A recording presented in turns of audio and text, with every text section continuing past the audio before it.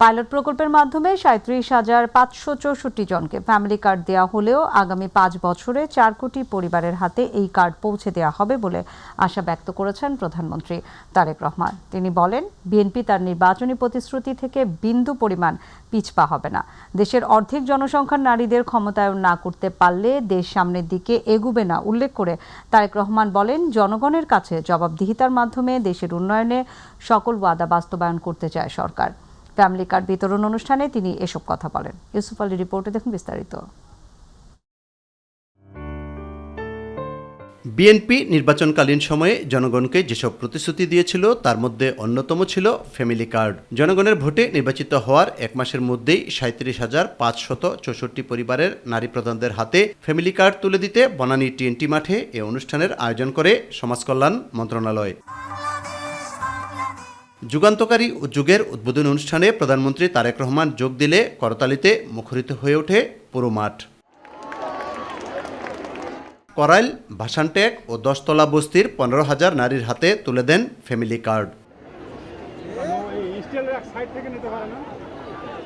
প্রধানমন্ত্রী তারেক রহমান বলেন, দেশের সকল পরিবারকে পর্যায়ক্রমে ফ্যামিলি কার্ডের আওতায় আনা হবে। ইনশাল্লাহ আমি দৃঢ়ভাবে বিশ্বাস করি আমার সরকার পর্যায়ক্রমিকভাবে বাংলাদেশে যে ৪ কোটি পরিবার রয়েছে সেই ৪ কোটি পরিবারের যারা নারী প্রধান তাদের কাছে আগামী ৫ বছরের মধ্যে ইনশাল্লাহ পর্যায়ক্রমিকভাবে সকলের কাছে আমরা এই ফ্যামিলি কার্ড নিয়ে যেতে সক্ষম হব ইনশাল্লাহ। তিনি বলেন, জবাবদিহিমূলক সরকার গঠনের মাধ্যমে বিএনপি ইতিহাস সৃষ্টি করতে চায়। এই সরকারকে এই দেশের মানুষ নির্বাচিত করেছেন। এই সরকার এই দেশের মানুষের কাছে জবাবদিহি করতে বাধ্য। আমরা একটি দায়িত্বশীল সরকারের ভূমিকা পালন করতে চাই, যেই সরকার জনগণের জন্য কাজ করবে, যেই সরকার কাজ করবে দেশের জন্য। আমরা আরও কিছু প্রতিশ্রুতি করেছিলাম, তার মধ্যে যেগুলো আমাদের প্রায়োরিটি প্রয়োজন ছিল তার মধ্যে আরেকটি আছে কৃষক কার্ড। সেই কৃষক কার্ডের কাজও আমরা শুরু করেছি। আগামী মাসের ভেতরে আমরা কৃষক ভাইদের কাছেও বহু কৃষক ভাইদের কাছে আমরা কৃষক কার্ড তুলে দিতে সক্ষম হব ইনশাআল্লাহ। দেশকে এগিয়ে নিতে নারীদের ক্ষমতায়নের বিকল্প নেই বলেও মনে করেন প্রধানমন্ত্রী। বাংলাদেশের অর্ধেক জনসংখ্যা হচ্ছে নারী। আমরা দৃঢ়ভাবে বিশ্বাস করি এই অর্ধেক জনসংখ্যাকে যদি আমরা পেছনে রাখি, এই অর্ধেক জনসংখ্যাকে যদি আমরা এম্পাওয়ার না করি, তাদেরকে যদি ক্ষমতায়ন না করি, শিক্ষা এবং অর্থনৈতিকভাবে তাদেরকে যদি ক্ষমতায়ন আমরা না করতে পারি, তাহলে অবশ্যই দেশকে কোনোভাবেই সামনে এগিয়ে নিয়ে যাওয়া সম্ভব না। বিএনপি সরকারের ৫ বছর মেয়াদে সকল অঙ্গীকার বাস্তবায়ন করা হবে বলেও আশা প্রকাশ করেন প্রধানমন্ত্রী তারেক রহমান। আমরা জনগণের কাছে দেওয়া প্রতিশ্রুতিগুলো, যেই প্রতিশ্রুতিগুলো পূরণের মাধ্যমে জনগণের ভাগ্যের পরিবর্তন হবে, সেই প্রতিশ্রুতিগুলো আমরা ধীরে ধীরে পর্যায়ক্রমিকভাবে যে কোনো মূল্যে পূরণের চেষ্টা করব। সমসাময়িক ঘটনা, মধ্যপ্রাচ্যের যে পরিস্থিতি, সকল কিছু যদি বিবেচনা করি, তাহলে আমরা যে প্রতিশ্রুতিগুলো দিয়েছিলাম আমরা অবশ্যই আমাদের প্রতিশ্রুতি থেকে বিন্দুমাত্র আমরা অবস্থান পরিবর্তন করব না। হয়তো সমসাময়িক বৈশ্বিক পরিস্থিতির কারণে ক্ষেত্র বিশেষে হয়তো আমাদের কিছু কিছু ক্ষেত্রে সময় বেশি লাগতে পারে। সেজন্যই আজকে আমি সকলকে অনুরোধ করব, আসুন আমরা ধৈর্যের সাথে সুন্দরভাবে আমাদের এই দেশটিকে গড়ে তুলি। ফ্যামিলি কার্ড হাতে পেয়ে খুশি হতদরিদ্র পরিবারের নারী প্রধানরা। মা ও বোনদের জন্য এই ফ্যামিলি কার্ড করার জন্য আপনাকে অসংখ্য ধন্যবাদ। অটোমেটিক আমি এখন আপনি ল্যাপে টিপ দেওয়ার সাথে সাথে আমার অ্যাকাউন্টে টাকা চলে এসেছে। আমাদের এই কার্ডটা দেওয়ার জন্য মাননীয় প্রধানমন্ত্রীকে অনেক ধন্যবাদ। মাত্র ৪৭ দিন আগে যে মাঠে দাঁড়িয়ে ওয়াদা করেছিলেন, ক্ষমতায় আসার এক মাসের মধ্যেই সে মাঠে দাঁড়িয়ে ফ্যামিলি কার্ড হাতে তুলে দিয়ে প্রমাণ করলেন কথা নয়, কাজেই বিশ্বাস করে বিএনপি। আর এ ধারা অব্যাহত রেখে দেশের উন্নয়ন কাজকে আরও এগিয়ে নিতে চান প্রধানমন্ত্রী তারেক রহমান। বনানীর টিএনটি কলোনি মাঠ থেকে ইউসুফ আলী, মাই টিভি। এলজিইডি মন্ত্রী এবং বিএনপি মহাসচিব মির্জা ফখরুল ইসলাম আলমগীর বলেছেন, জনগণের শক্তির কাছে আর কোনো শক্তি বড় নয়। সকালে সদর উপজেলার রহিমানপুর ইউআই আলিম মাদ্রাসা মাঠে আনুষ্ঠানিকভাবে ৫৬৮ জন সুবিধাভোগীদের মাঝে ফ্যামিলি কার্ড প্রদান অনুষ্ঠানে তিনি কথা বলেন। মির্জা ফখরুল বলেন, এই ফ্যামিলি কার্ড নারীদের শক্তি এবং সক্ষমতা বৃদ্ধি করবে। কেউ কোনো রকম দুর্নীতির সাথে জড়িত থাকলে শাস্তির আওতায় আনা হবে বলেও জানান মির্জা ফখরুল। নির্বাচন পূর্ব যে অঙ্গীকার জনগণের সামনে তা পূরণ করবার পথে চলেছে। আল্লাহ তাআলার কাছে আবারও শুকরিয়া আদায় করি। আপনি এই দেশের একজন নারী হিসেবে, পরিবারের প্রধান হিসেবে আপনার অবস্থানটাকে দৃঢ় করতে পারবেন, একটা শক্তি আসবে আপনার মধ্যে। বাংলাদেশে পিছিয়ে পড়া মানুষের উন্নয়নে নারীদের অগ্রাধিকার দেওয়া হয়েছে বলে মন্তব্য করেছেন অর্থ ও পরিকল্পনা মন্ত্রী আমির খসরু মাহমুদ চৌধুরী। সকালে পতেঙ্গা এলাকায় চট্টগ্রাম সিটি কর্পোরেশনের 41টি ওয়ার্ডে ফ্যামিলি কার্ড প্রকল্পের উদ্বোধনী অনুষ্ঠানে তিনি কথা বলেন। তিনি জানান, প্রধানমন্ত্রী তারেক রহমানের নেতৃত্বে সরকার নারীর ক্ষমতায়নে বিশ্বাস করে, তাই ফ্যামিলি কার্ড প্রকল্পের মাধ্যমে নারীদের অগ্রাধিকার দেওয়া হচ্ছে। মন্ত্রী আরও বলেন, দেশের অর্থনৈতিক সক্ষমতার ভিত্তিতে প্রায় 4 কোটি মানুষকে এই ফ্যামিলি কার্ডের আওতায় আনার পরিকল্পনা রয়েছে।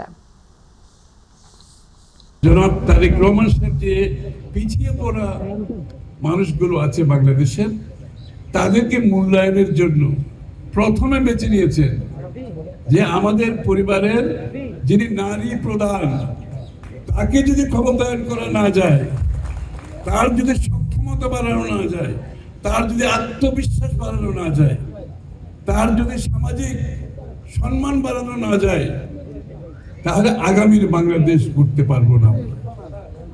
এবং এইটাকে মাথায় রেখেই কিন্তু এই ফ্যামিলি কার্ডের কনসেপ্টটা সামনে এসেছে। বগুড়ায় ফ্যামিলি কার্ড বিতরণের কার্যক্রম উদ্বোধন এবং উপকারভোগীদের মাঝে বিতরণ অনুষ্ঠান অনুষ্ঠিত হয়েছে। প্রধানমন্ত্রী তারেক রহমান আনুষ্ঠানিকভাবে এই কার্ড বিতরণ উদ্বোধন করার পর সকালে বগুড়া জেলা প্রশাসক তৌফিকুর রহমান জেলার শাখারিয়া গোপালবাড়ি এলাকায় 496 জন উপকারভোগীদের মাঝে ফ্যামিলি কার্ড বিতরণ করেন। এ সময় অন্যদের মাঝে বিএনপির কেন্দ্রীয় নির্বাহী কমিটির সদস্য এবং বগুড়া জেলা বিএনপির সাবেক সাধারণ সম্পাদক আলী আসগর তালুকদার, হেনা সদর উপজেলা বিএনপির সভাপতি আরাফাত ইসলাম রুবেল সহ বগুড়া জেলা এবং সদর উপজেলা প্রশাসনের বিভিন্ন পর্যায়ের কর্মকর্তারা উপস্থিত ছিলেন। এছাড়াও পর্যায়ক্রমে এই ইউনিয়নে 868 জন পরিবারের মাঝে ফ্যামিলি কার্ড বিতরণ করা হবে বলে প্রশাসনের পক্ষ থেকে জানানো হয়েছে। এ সময় ফ্যামিলি কার্ড পাওয়ার পর উপকারভোগী পরিবারের সদস্যরা সন্তোষ প্রকাশ করেছেন।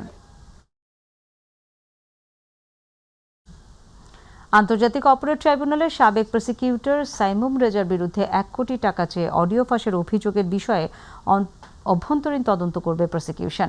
একই সাথে এই ঘটনায় ব্যথিত এবং সংক্ষুব্ধতা জানিয়েছে চিফ প্রসিকিউটর আমিনুল ইসলাম। আজ প্রসিকিউশন প্যানেলের বৈঠক শেষে এসব কথা জানান চিফ প্রসিকিউটর। তিনি জানান, গণমাধ্যমে প্রচারের পরেই বিষয়টি তার নজরে আসে। এসব ঘটনায় বিচার বিভাগ প্রশ্নবিদ্ধ হয় উল্লেখ করে চিফ প্রসিকিউটর বলেন, গণ অভ্যুত্থান পরবর্তী ট্রাইব্যুনালের বিচার কাজ নিয়ে পুনর্তদন্ত করা হবে। জুলাই গণ অভ্যুত্থানের সময় চট্টগ্রামে নিহত কলেজ ছাত্র ওয়াসিম আকরাম হত্যা মামলা থেকে আসামিকে খালাস করিয়ে দেওয়ার আশ্বাসে 1 কোটি টাকা ঘুষ চাওয়ার অডিও ফাঁস হয় আন্তর্জাতিক অপরাধ ট্রাইব্যুনালের প্রসিকিউটর মোহাম্মদ সাইমুম রেজা তালুকদারের বিরুদ্ধে। তবে এর আগেই ট্রাইব্যুনাল থেকে পদত্যাগ করেন তিনি। যে অডিওটা আসছে, যদি ফর্মাল এলিগেশন আমার কাছে নাও আসে, আমি ব্যক্তিগতভাবে আমার প্রসিকিউশনের চিফ প্রসিকিউটরের কার্যালয় থেকে একটা আভ্যন্তরীণ তদন্ত আমরা করব। শুধু তাই না, আমি আরেকটা কথা বলি, এই পার্টিকুলার বিষয়ে তো তদন্ত করবই। আমি 5 আগস্টের পরে আমাদের এই ট্রাইব্যুনাল গঠন হওয়ার পরে সমস্ত বিষয় আমি আমার আভ্যন্তরীণ একটা কমিটি গঠন করে আমি সবটাই তদন্ত করে দেখব। আজও রাজধানীতে রয়েছে জ্বালানি তেলের সংকট। সরবরাহ সংকটে সকালে স্বাভাবিক কার্যক্রম শুরু করতে পারেনি বেশ কয়েকটি পাম্প। তেল নিতে এসে ফিরে যেতে দেখা গেছে মোটরসাইকেল এবং গাড়ি চালকদের। তবে কার্যক্রম চালু রাখা পাম্পগুলো সরকারি নির্দেশনা মেনে তেল দিচ্ছে। বিভিন্ন ফিলিং স্টেশনে দেখা যায় যানবাহনের দীর্ঘ সারি। 1.5 থেকে 2 ঘন্টা অপেক্ষার পর মিলছে কাঙ্ক্ষিত জ্বালানি। চালকরা বলছেন, এই ভোগান্তি নিরসনে সরকারকে কার্যকর উদ্যোগ নিতে হবে। এদিকে চলমান জ্বালানি সংকট লাঘবে ভারতের আসামের নোমালেট রিফাইনারি থেকে বাংলাদেশে আসছে 5,000 মেট্রিক টন ডিজেল।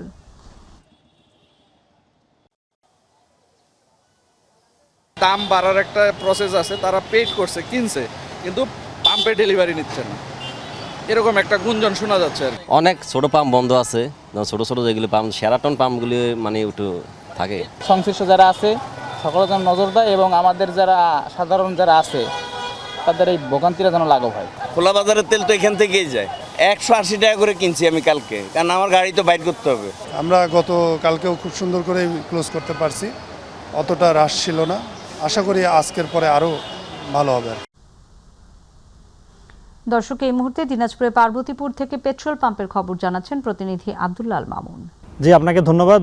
এই মুহূর্তে অবস্থান করছি দিনাজপুরের পার্বতীপুর উপজেলার কেন্দ্রীয় বাস টার্মিনাল সংলগ্ন রেল হেড অয়েল ডিপোর পাশে। আপনি জানেন যে মধ্যপ্রাচ্যে যুদ্ধ পরিস্থিতির কারণে কিন্তু বিশ্ব বাজারে জ্বালানির যে সংকটের মুহূর্ত চলছে, সেই মুহূর্তে কিন্তু স্বস্তির বার্তা দিয়েছে জ্বালানি কর্তৃপক্ষ। তো আপনাকে জানিয়ে রাখতে চাই যে স্বল্প সময় ও খরচে নির্বিঘ্নে জ্বালানি সরবরাহের লক্ষ্যে 2023 সালে কিন্তু উদ্বোধন করা হয় ইন্ডিয়া বাংলাদেশ ফ্রেন্ডশিপ পাইপলাইন প্রকল্প, এবং এর মাধ্যমে ভারতের নুমালীগড় থেকে পাইপের মাধ্যমে সরাসরি জ্বালানির তেল কিন্তু নিয়ে আসা হয় পার্বতীপুরে অবস্থিত যে প্রকল্পের রিসিভ টার্মিনাল সেখানে। পরবর্তীতে উত্তরে 8 জেলায় কিন্তু তা সরবরাহ করা হয়ে থাকে। দেশের সরবরাহ স্বাভাবিক রাখতে ভারত থেকে পাইপলাইনের মাধ্যমে এখানে এখন পর্যন্ত 50 লাখ লিটারের আমদানির যে প্রক্রিয়া, তা কিন্তু গতকাল শুরু হয়েছে দুপুর 3টার পর থেকে, এবং এই প্রক্রিয়া শেষ হতে 48 থেকে 72 ঘন্টা পর্যন্ত সময় লাগতে পারে বলে জানা গেছে। তো সেই সাথে পার্বতীপুর রেল হেড অয়েল ডিপোর যে 3টি কোম্পানি রয়েছে, পদ্মা, মেঘনা এবং যমুনা, 3 কোম্পানিতে এখন পর্যন্ত প্রায় 40 লাখ লিটার জ্বালানি মজুদ রয়েছে। তারা যেমনটি বলছে যে কেউ যেন অতিরিক্ত জ্বালানি মজুদের মাধ্যমে কৃত্রিম সংকট তৈরি করতে না পারে, সেই লক্ষ্যে কিন্তু সরবরাহের ক্ষেত্রে কিছুটা কমানো হয়েছে। তো এই ছিল দিনাজপুরের পার্বতীপুর থেকে সর্বশেষ। মামুন, আপনাকে ধন্যবাদ। মধ্যপ্রাচ্যে চলমান যুদ্ধ পরিস্থিতির প্রভাব পড়েছে চট্টগ্রামের আকাশপথেও। ইসরায়েল যুক্তরাষ্ট্রের সঙ্গে ইরানের সংঘাতের কারণে দুবাই, আবুধাবি, শারজা এবং দোহার এয়ারফিল্ড সামরিক বন্ধ থাকায় শাহ আমানত আন্তর্জাতিক বিমানবন্দর এর 6টি ফ্লাইট বাতিল করা হয়েছে। বিমানবন্দরের জনসংযোগ কর্মকর্তা প্রকৌশলী মোহাম্মদ ইব্রাহিম খলিল জানান, বাতিল হওয়া ফ্লাইটগুলোর মধ্যে রয়েছে বিমান বাংলাদেশ এয়ারলাইন্সের মধ্যপ্রাচ্য থেকে আসা 3টি অ্যারাইভাল এবং একটি ডিপার্চার ফ্লাইট এবং এয়ার আরাবিয়া এর একটি অ্যারাইভাল এবং একটি ডিপার্চার ফ্লাইট। তবে একই দিনে বিভিন্ন এয়ারলাইন্সের মধ্যপ্রাচ্যগামী 4টি অ্যারাইভাল এবং 3টি ডিপার্চার ফ্লাইট স্বাভাবিকভাবে চলাচল করেছে। তিনি আরও জানান, এয়ার আরাবিয়ার শারজা থেকে চট্টগ্রামগামী ফ্লাইটগুলো ধীরে ধীরে স্বাভাবিক হতে শুরু করেছে।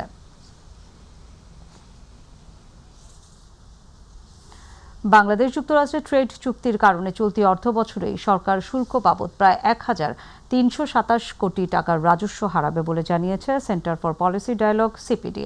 শুধু তাই নয়, এই চুক্তির কারণে ডব্লিউটিও এর আওতাভুক্ত অন্যান্য দেশগুলোকেও একই সুবিধা দেওয়ার বাধ্যবাধকতা তৈরি হয়েছে, যা ভবিষ্যতে বড় ঝুঁকি তৈরি করছে বলে মনে করছে সংস্থাটি।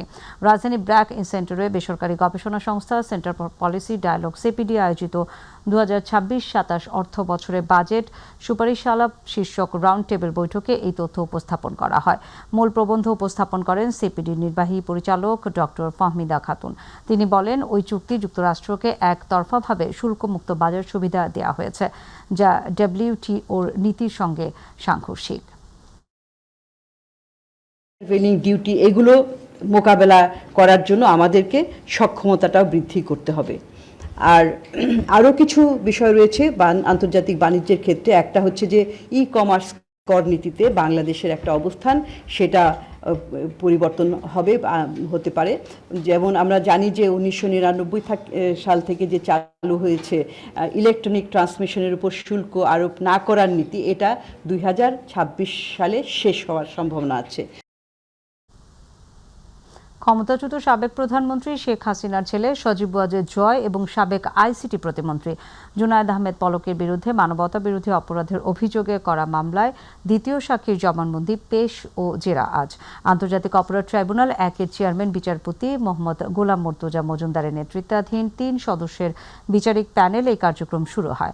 গত 4 মার্চ মামলার প্রথম সাক্ষীর জবানবন্দি উপস্থাপন করেন মামলার বিশেষ তদন্ত কর্মকর্তা ও প্রসিকিউটর ব্যারিস্টার তানভীর হাসান সোহা। তিনি ট্রাইব্যুনালে জব্দ করা তথ্য প্রমাণ এবং আলামতের বিস্তারিত উপস্থাপন করেন, জানান কোন তারিখে, কোথায় এবং কিভাবে আলামত জব্দ করা হয়েছে। পাশাপাশি জয় এবং পলকের ফোনালাপ সহ অন্যান্য ডিজিটাল প্রমাণ কিভাবে সংগ্রহ করা হয়েছে তারও বিবরণ দেন।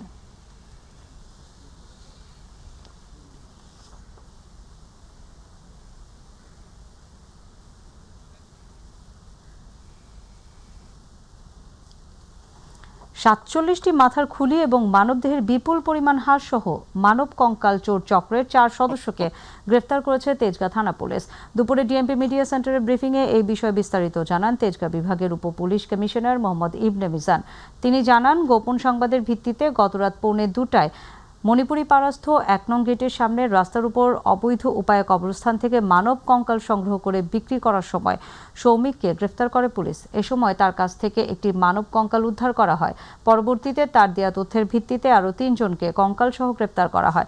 প্রাথমিক জিজ্ঞাসাবাদে তারা স্বীকার করেছে যে চক্রটি গাজীপুর সহ দেশের বিভিন্ন কবরস্থান থেকে মানব কঙ্কাল চুরি করে বিভিন্ন জনের কাছে চড়া দামে বিক্রি করত। আমরা টোটাল 47টি কঙ্কাল আমরা তখন জব্দ করলাম।